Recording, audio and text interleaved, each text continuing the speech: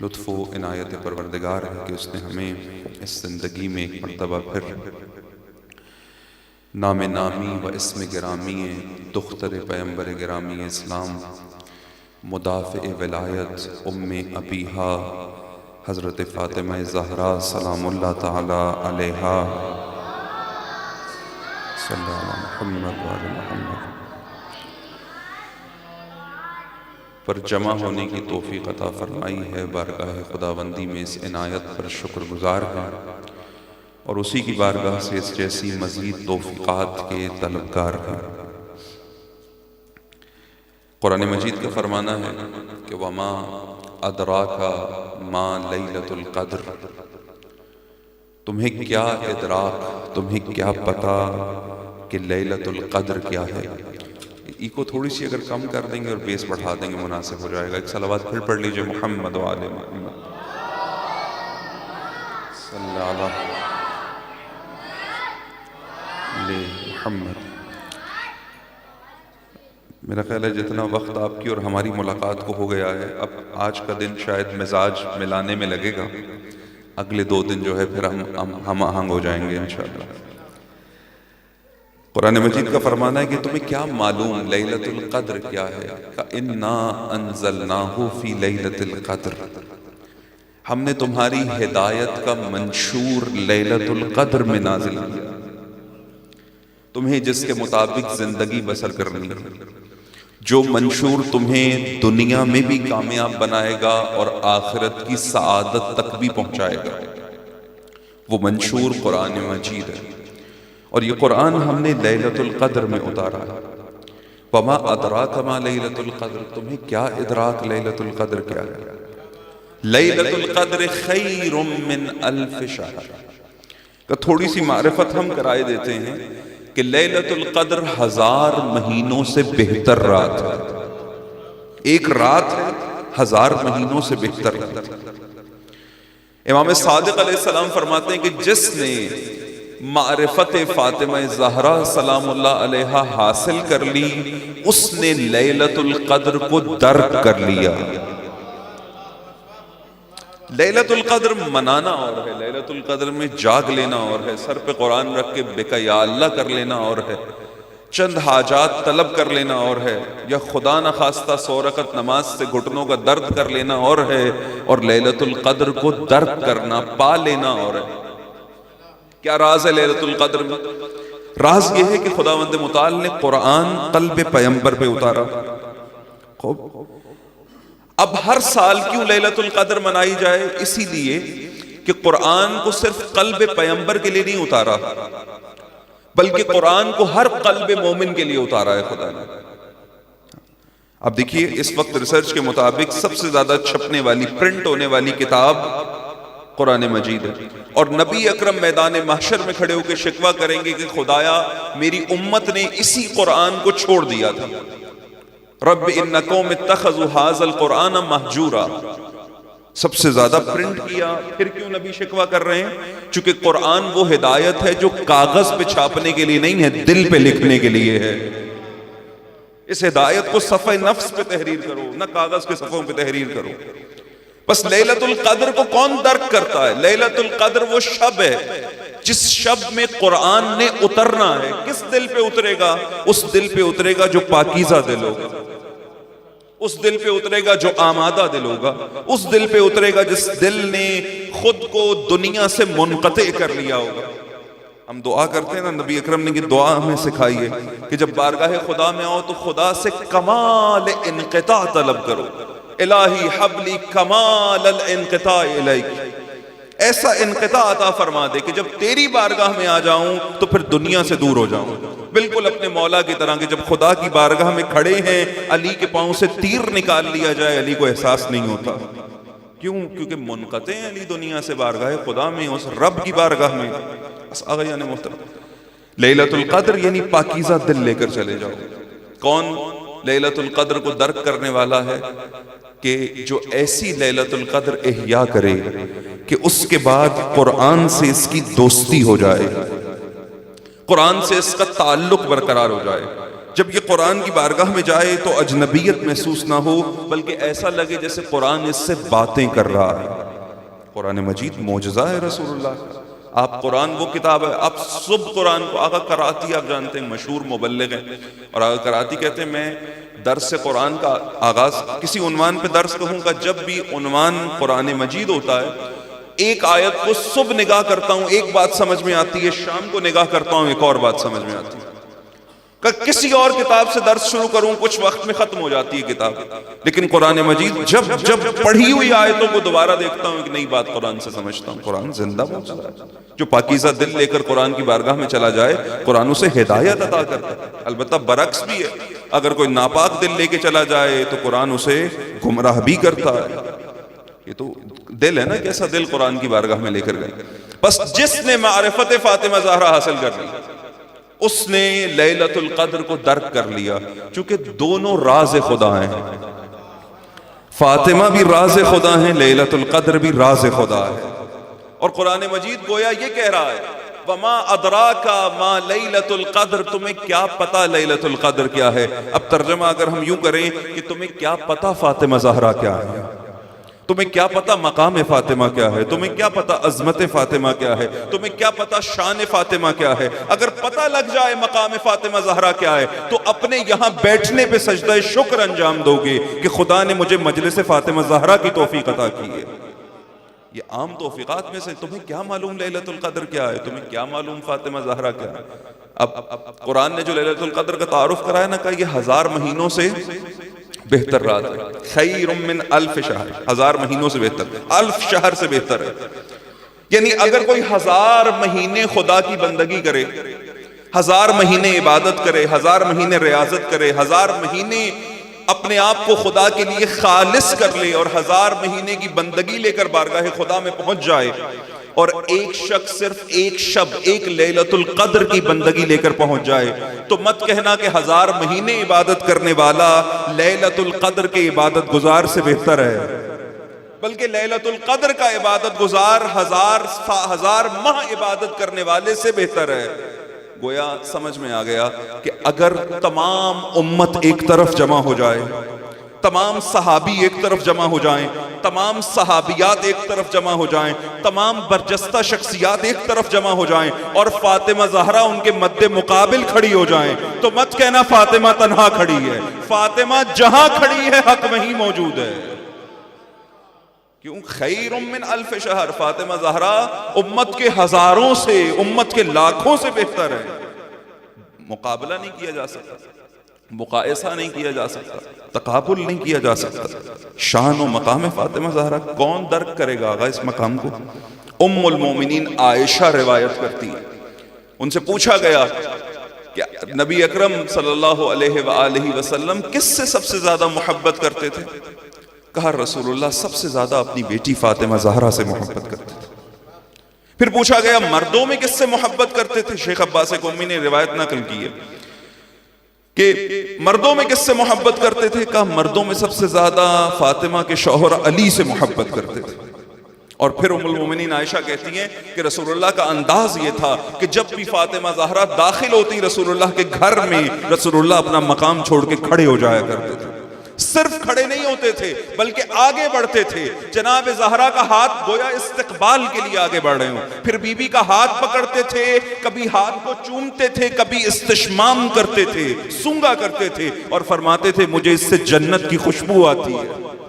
پھر فاطمہ زہرا کو لا کر اپنے مقام پر بٹھایا کرتے تھے۔ اللہ اکبر! وہ نبی جو سردار الانبیاء ہیں، وہ نبی جس کے صدقے خدا نے اس کائنات کو خلق کیا ہے، وہ نبی کہ ہرچ خوباں ہمیں دارن تو تنہا داری، تمام خوبیوں کا مرکز و محور جس نبی کو قرار دیا ہے، وہ نبی اپنے تمام تر جلال نبوت و عصمت کے ساتھ جس کے لیے اپنا مقام چھوڑے اسے فاطمہ زہرا کہا جاتا ہے۔ یہ مقام فاطمہ زہرا ہے، کون درک کرے گا اس مقام کو؟ وہ لوگ جو یہ کہتے ہیں آج اب سوشل میڈیا کے زمانے میں نا کہ ایام فاطمیہ کا انعقاد بدعت ہے، کیوں؟ چونکہ کسی تابعی نے یہ کام نہیں کیا، کسی صحابی نے نہیں کیا، رسول اللہ نے یہ کام نہیں کیا ایسے ایام فاطمیہ کا انعقاد۔ کہ یہ 2 ماہ جو آپ نے فاطمی 2 مہینے بنا دیا اور ایام فاطمیہ قرار دے دیا، یہ تازہ تازہ ایجاد ہے، یہ بدعت ہے۔ عجب ہے، کیوں یہ بات اس لیے زبانوں سے ادا ہوئی چونکہ مقام فاطمہ زہرا نہیں سمجھتے۔ اگر مقام فاطمہ زہرا سمجھ میں آ جائے تو کبھی بھی انسان اس طرح کی بات نہیں کرے گا۔ اچھا، بعض اوقات کچھ لوگ ایسے ہیں جو دشمنی میں بات کرتے ہیں، نظر آ رہا ہوتا ہے بغض ہے، اور کچھ ایسے ہیں جو نادانی میں بات کرتے ہیں۔ بعض اوقات میں عرض کیا کرتا ہوں کہ کچھ اعتراض کرنے والے ایسے ہیں جو ہونے چاہیے۔ مثلا ایک نام لے لیتا ہوں، انجینئر محمد علی مرزا، وہ معترض ہے کہ اس جیسے معترض ہونے چاہیے۔ سبب یہ ہے کہ آپ مذہب حقہ کے پیروکار ہو۔ حق اس کو کہتے ہیں جو ثابت ہوتا ہے، ہاں، حق یعنی جو ہے، جو واقعیت ہے۔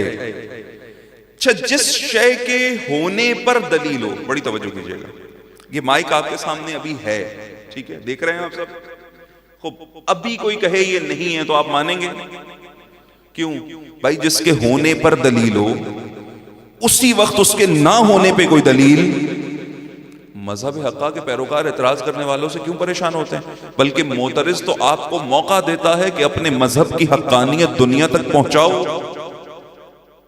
اس سوال اٹھانے والے نے، سوال کرنے والے نے موقع دے دیا کہ اب جواب ایسا دو کہ جو جواب سب کو مطمئن کر دے۔ اگر کل چند افراد آگاہ تھے آپ کی حقانیت سے، آپ کے عقیدے سے اور آپ کے عقیدے کی حقانیت سے، تو آج پوری دنیا آگاہ اور آشنا ہو جائے کہ آپ کا عقیدہ، آپ کی راہ، آپ کا مسلک حق ہے۔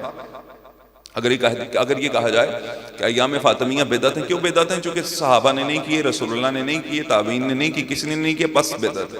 اچھا، تو یہ بتائیے کہ اگر آپ کی انتظامیہ یہ طے کر لے، اور اگر طے کر لے تو کیا کمال ہوگا واقعی، کہ اس ماہ رجب، شعبان اور رمضان آ رہے ہیں نا، ابھی 3 مہینے بندگی کا موسم آ رہا ہے۔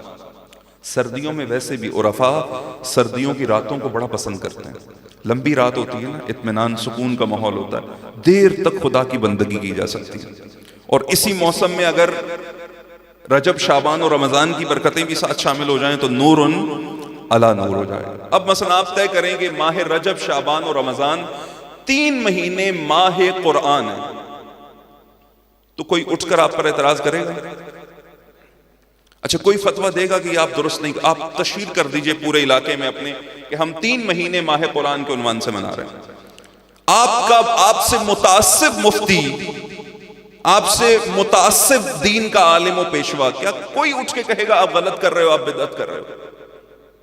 اچھا، اگر یہ 3 مہینے ماہ قرآن کے عنوان سے درس رکھنا بدعت نہیں ہے، کیوں؟ چونکہ یہ کام تو رسول اللہ نے 3 ماہ تو نہیں رسول اللہ نے مختص کیا نا اس ترتیب سے۔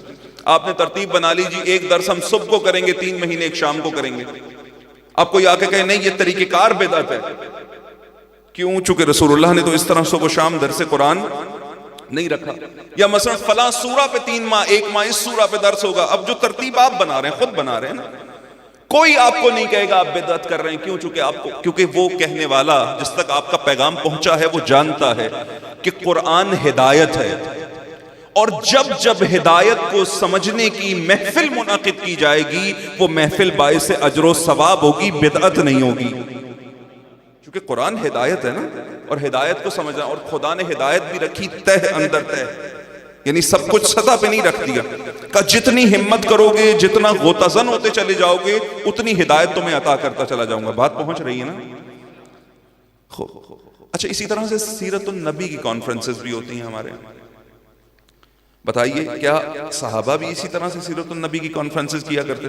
ویسے جیسے ہمارے ہاں ہوتی ہیں ایسے تو بالکل نہیں کیا کرتے ہوں گے، کیونکہ ہمارے ہاں تو جو ہوتی ہے ان میں سیرت نبی کے علاوہ سب کچھ ہوتا ہے۔ اکثر کانفرنس سیرت نبی کے عنوان سے ہوتی ہے، لیکن سیرت النبی کے علاوہ سب کچھ ہوتا ہے اس کے اندر۔ اس عنوان سے اگر وہ کانفرنس منعقد کرے تو کوئی کہتا ہے اس نے بدعت کی ہے؟ نہیں کہتے۔ ہاں، جلوس نکالنے پہ کہتے ہیں، کانفرنس پہ نہیں کہتے۔ کیوں؟ چونکہ قرآن نے کہا ہے لَقَدْ كَانَ لَكُمْ فِي رَسُولِ اللَّهِ أُسْوَةٌ حَسَنَةٌ، کہ ذات نبی میں تمہارے لیے اسوہ حسنہ ہے۔ اگر ہم اسوہ حسنہ کو سمجھنے کے لیے کسی محفل کا انعقاد کریں تو وہ اجر و ثواب کا سبب ہوتی ہے، بدعت نہیں ہوتی۔ اگر تم سیرت رسول اللہ سمجھنے نکلو گے، نبی فرماتے میری سیرت کو سمجھ نہیں سکتے جب تک کردار فاطمہ نہ سمجھ لو، چونکہ فاطمہ تو بضعۃ منی، فاطمہ میرا حصہ ہے۔ کیسے سمجھو گے سیرت النبی کو بغیر سیرت فاطمہ زہرا درک کیا؟ خداوند متعال نے ہدایت کو دو حصوں میں نازل فرمایا گا. ایک لکھی ہوئی ہدایت بھیجی قرآن مجید کی صورت میں، اور ایک عملی ہدایت بھیجی. جس طرح لکھی ہوئی ہدایت کی معرفت کی محفل خدا کی جانب سے ثواب حاصل کرنے اور رضائے خدا کا سبب ہے، اسی طرح سے عملی ہدایت یعنی محمد و آل محمد کے عنوان سے منعقدہ مجالس و محافل باعث رحمت خدا ہیں، نہ کہ بدعت. البتہ ان محفلوں میں بیٹھ کے ہمیں رسم ادا نہیں کرنی ہے. ہم اس لیے نہیں بیٹھے آئیں گے، جمع ہوں گے، چند باتیں کریں گے اور چلے جائیں گے، بلکہ اس لیے بیٹھے ہیں کہ جو آئیں جیسے آئے ہیں نا اپنے کو منقلب کر کے چلے جائیں گے. آئے کچھ اور ہیں، جائیں گے کچھ اور بن کے. کیوں؟ جو کہ مقام و عظمت جناب زہرا اس قدر بلند ہے کہ اگر کوئی متصل ہو جائے فاطمہ زہرا سے، اگر آپ تجربہ کر لیجئے، آج شب جمعہ بھی ہے نا، بی بی کا واسطہ دیجئے، خدا سے کچھ طلب کیجئے جو آپ کو چاہیے، تکا نہ ماریے گا، یقین کے ساتھ طلب کیجئے گا، شک کے ساتھ نہ مانگیے گا، خدا آپ کو عطا کرتا ہے. اگر فاطمہ زہرا کے نام پہ کوئی چھوٹی سی شے میں ضرورت اپنی طلب کروں ملتی ہے، تو اگر بی بی کے نام پہ بلند کردار طلب کروں گا تو نہیں ملے گا، خدا نہیں عطا کرے گا مجھے، یقیناً مجھے عطا فرمائے گا. بس ایام فاطمیہ حصول معرفت جناب سیدہ کا بہترین موقع ہے، بہترین ذریعہ ہے. ان دنوں میں کردار فاطمہ زہرا کی تبلیغ، اس کردار کی تشریح، دنیا کو ان کی حقیقتیں پہنچانا، چونکہ فاطمہ واقعاً راز خدا. بی بی کا ایک نام فاطمہ ہے، فاطمہ فطمت من الشر، وہ بی بی کے جسے شر سے محفوظ کر دیا گیا ہے. ایک دوسرا وہ بی بی جو اپنے ماننے والوں کو جہنم سے بچانے والی بھی ہے، جسے خود بھی شر سے محفوظ کر دیا گیا ہے اور جو دوسروں کو شر سے بچانے والی ہے. فاطمہ کے معنی میں ایک معنی یہ بھی ہے کہ وہ بی بی کے جس کی معرفت کا حق ادا نہیں کیا جا سکتا. غور کیجئے گا، یہ دو باتیں بڑی سمجھنے کی ہیں کہ ایک دفعہ ہم کہتے ہیں کہ کوئی حق کے معرفت جناب سیدہ ادا نہیں کر سکتا، اور ایک مرتبہ ہم کہتے ہیں کہ فاطمہ زہرا کی معرفت کے بغیر زندگی نہیں گزر سکتی. یہ دو باتیں کیسے آپس میں میچ کریں گی؟ یہ تو متضاد باتیں نہیں لگ رہی ہیں آپ کو کہ ایک مرتبہ کوئی حق کے معرفت ادا نہیں کر سکتا. ایک ذرا بیدار صلوات پڑھیے محمد والے محمد صلی علی محمد. اس سے بہتر انداز سے صلوات پڑھ لیجیے.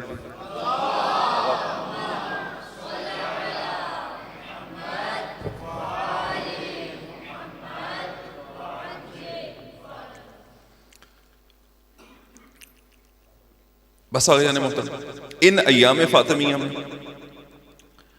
جناب سیدہ سلام اللہ تعالی علیہ کے زندگی کے بے شمار پہلو ہیں جن پر ہم بات کر سکتے ہیں، جن میں ایک اصلی پہلو جناب سیدہ کا وہ حالت قیام ہے بی بی کا. ایک پہلو وہ قیام کا ہے جو جناب سیدہ نے اپنے گھر میں انجام دیا ہے، اور ایک پہلو وہ قیام ہے جو جناب سیدہ نے گھر سے باہر انجام دیا ہے. اب جب ہم کہتے ہیں نا معرفت جناب سیدہ، اس کا مطلب کیا ہے؟ عرفاء نے، وہ عقلیں کہ جنہوں نے اس میدان میں زحمت کی ہے، کوشش کی ہے، محنت کی ہے، وہ یہ کہتے ہیں کہ کمال معرفت سیدہ یہ ہے کہ انسان اس بات کا اعتراف کر لے کہ میں فاطمہ زہرا کی معرفت حاصل نہیں کر سکتا. یہ کمال معرفت ہے.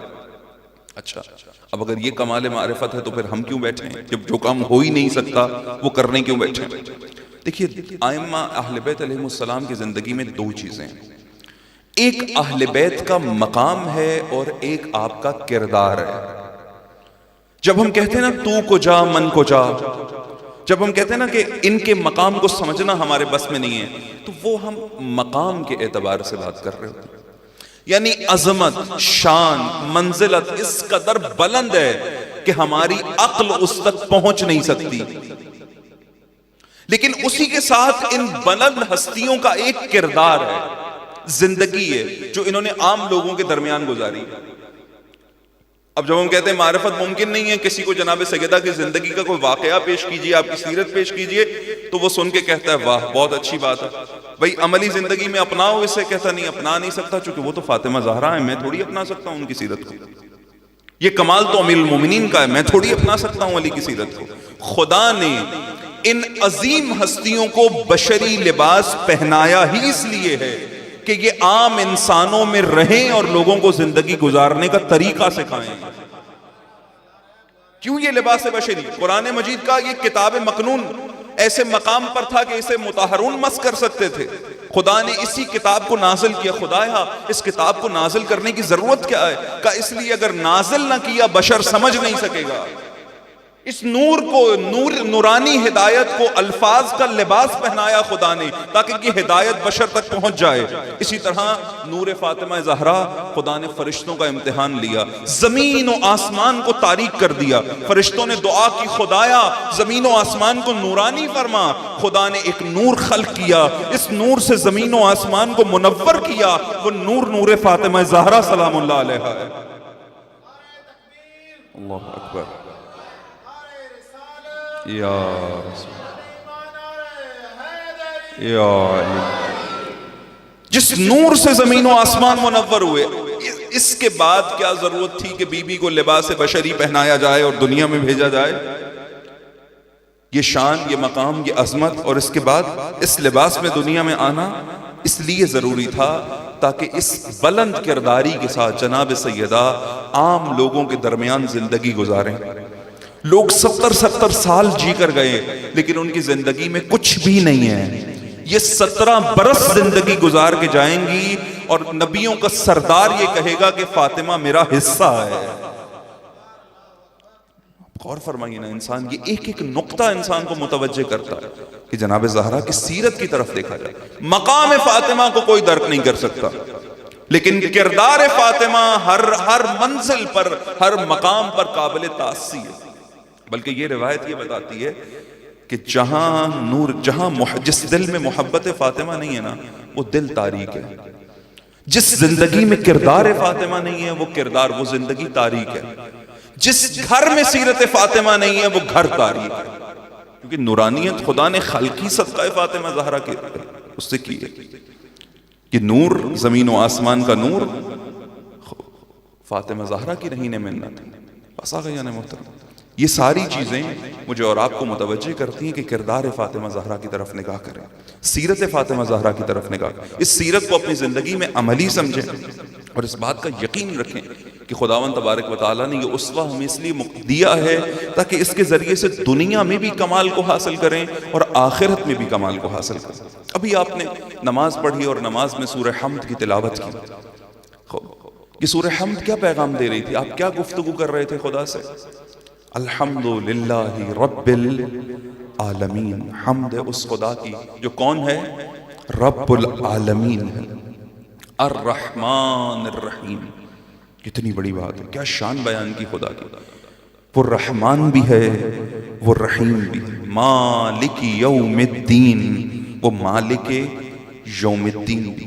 اس اظہار کے بعد آپ نے اب پروردگار کے سامنے محبت کا اظہار کیا، عقیدت کا اظہار کیا اور خدا سے ایک عہد کیا کہ ایاک نعبد و ایاک نستعین، کہ جب تو مالک یوم الدین ہے، تو رحمان الرحیم ہے، تو پھر میرا سب کچھ تیرا ہے۔ میں نصرت طلب کروں گا تو بھی تجھ سے طلب کروں گا، میں عبادت کروں گا تو بھی تیری کروں گا، اور صرف تیری عبادت کروں گا۔ اس کے بعد دعا کی، اہدنا الصراط المستقیم، اے پروردگار مجھے صراط مستقیم پر قائم فرما۔ مسئلہ حل ہو گیا نا، صراط مستقیم۔ کس سے طلب کر رہے ہیں؟ خدا سے۔ خدا مجھے صراط مستقیم عطا فرما۔ اس سے آگے وضاحت کی ضرورت تو نہیں پڑے گی نا، خدا کی بارگاہ میں خدا کو بتایا جائے خدا صراط مستقیم کون سی ہے، وہ صراط مجھے عطا فرما۔ توجہ کر رہے ہیں؟ دعا کامل ہے، خدا مجھے صراط مستقیم کی ہدایت، لیکن آپ نے فوراً یہاں رکے نہیں بلکہ آگے سورہ آگے جاری ہوا، صراط الذین، اے پروردگار ان لوگوں کا رستہ، انعمت علیہم، کہ جن پہ تو نے نعمتیں نازل غیر المغضوب علیہم ولا الضالین، نہ کہ ان لوگوں کا رستہ کہ جن سے تو غضبناک ہوا، جو تیرے غضب کا شکار ہوئے۔ خدا نے کیوں یہ سورہ ہم سے پڑھوایا اور کیوں اس انداز سے پڑھوایا؟ چونکہ پروردگار یہ بتانا چاہتا ہے کہ اگر صراط مستقیم کی تلاش میں ہونا تو کچھ ہستیاں میں نے دنیا میں بھیجی ہیں جن کی راہ کو صراط مستقیم بنایا۔ جن کے رستے کو صراط مستقیم بنایا، اور ان کی معرفت کے ساتھ یہ ہدایت طلب کرنا۔ اگر تمہیں علی مل جائیں تو پھر اس دعا کو مکمل کرتے ہی، اس سورہ کو مکمل کرتے ہی کہنا الحمدللہ رب العالمین، چونکہ نبی نے فرمایا تھا کہ علی صراط مستقیم ہے۔ صراط الذین انعمت علیہم، بندگی اس خدا کی، اور رستہ لوگوں کا طلب کر رہے ہیں۔ یہ وہ لوگ ہیں کہ جنہیں خدا نے اس قابل بنایا ہے کہ جس راہ پہ یہ چل جائیں وہی رستہ خدا تک لے جاتا ہے۔ اور ان لوگوں سے بچانا، ان لوگوں کی راہ سے بچانا کہ جو تیرے غضب کا شکار ہوئے، غیر المغضوب علیہم ولا الضالین۔ کیسے پتہ لگے گا؟ آج میں اور آپ کیسے درک کریں کہ کون ہے کہ جس پہ رحمت خدا ہے، کون ہے جس پہ غضب خدا ہے؟ خداوند متعال نے مسئلہ بہت آسان کر دیا، اپنی نبی کی زبان سے جاری فرمایا کہ ان اللہ یغضب لغضب فاطمہ ویرضی لرضاها۔ اگر دیکھنا چاہو خدا کی رضا کہاں ہے، خدا کی ناراضگی کہاں ہے، تو فاطمہ زہرا کو دیکھو۔ جس سے فاطمہ راضی ہیں اس سے خدا راضی ہے، جس سے فاطمہ ناراض ہیں اس سے خدا ناراض ہے۔ یہ شان فاطمہ ہے، یہ مقام فاطمہ زہرا۔ کون ہے کہ جو اس مقام کو درک کر سکے؟ کون ہے جو اس شان کو درک کر سکے کہ کوئی اپنی رضاؤں کو اس قدر پگھلا کر رضائے الہی میں ضم کر دے کہ خدا یہ کہے اب یہ جس سے راضی ہے اس سے میں راضی ہوں، اب یہ جس سے ناراض ہے میں اس سے ناراض ہوں۔ یہ رستہ ہم نے نماز میں خدا سے طلب کیا ہے۔ سورہ فاتحہ اس بات کی گواہ ہے، وہ جس نے ہدایت کو آغاز کیا، جس سورہ سے منشور ہدایت کا آغاز ہوا، کہ اگر ہدایت چاہتے ہو تو ان لوگوں کی راہ تلاش کرو۔ ایام فاطمیہ وسیلہ ہے فاطمہ زہرا سلام اللہ علیہا کی سیرت کو سمجھنے کا، اس سیرت کو سمجھنے کا کہ اگر اس سیرت کو سمجھ لیا جائے پھر انسان رضا خدا کو حاصل کر سکتا اور بڑی آسانی سے حاصل کر سکتا۔ فاطمہ زہرا کی ناراضگی خدا کی ناراضگی ہے، فاطمہ زہرا کی رضا خدا کی رضا ہے۔ بار بار نبی یہ کہتے رہے کہ فاطمہ کی ناراضگی خدا کی ناراضگی، چونکہ نبی جانتے تھے کہ میرے جانے کے بعد کچھ ایسا ہوگا کہ جس کے بعد کرنے والے قیامت تک شرمندہ رہیں گے، اور جب تک یہ سنا جائے گا ہر آنکھ روتی رہے گی۔ نبی اکرم وہ دروازہ کہ جس پہ بار بار جا کے سلام کیا کرتے تھے، السلام علیک یا اہل بیت النبوہ، وہ دروازہ کہ جہاں ملک الموت بغیر اجازت کے داخل نہیں ہوتا تھا۔ نبی کی آنکھ بند ہوئی اور فاطمہ زہرا پر قیامتیں ٹوٹی، ایسی ایسی قیامتیں ٹوٹی کہ علی جیسا آزاد مرد، علی تلاش کیا کرتے تھے کب موقع ملے میں اپنے دل کا درد بیان کروں، چونکہ علی سے زیادہ غمزدہ کوئی نہیں تھا۔ فاطمہ زہرا کی ایک ایک سانس قیامت بن گئی تھی۔ علی نے آنکھوں سے دیکھا کہ فاطمہ گھٹ گھٹ کے مر گئی ہے۔ نبی نے ازدواج کے وقت فاطمہ کا ہاتھ، سیدہ کا ہاتھ علی کے ہاتھ میں دیا کہ علی خیال رکھنا فاطمہ میری بیٹی نہیں اللہ کی امانت ہے، علی خیال رکھنا فاطمہ زہرا کا۔ علی خیال رکھتے رہے جس حد تک ممکن تھا۔ ادھر نبی کی آنکھ بند ہوئی اور ادھر سیدہ پہ قیامتیں گزر گئی۔ جہاں موقع ملتا آقا امیر المومنین کو، آج بس چند اشارے سن لیجئے اور زحمت تمام کر رہا ہوں، اگلے 2 دنوں میں تفصیلی مصائب عرض کروں گا بی بی کا۔ علی علیہ السلام مسجد میں داخل ہوئے، دیکھا کچھ لوگ رو رہے ہیں، پوچھا کیوں روتے ہو؟ بتایا سب نے، کسی نے بتایا میرا مال لٹ گیا، کسی نے بتایا میرا کوئی عزیز دنیا سے چلا گیا، کسی نے بتایا کوئی دوست چھوڑ گیا۔ علی نے سب کی باتیں سنی اور سننے کے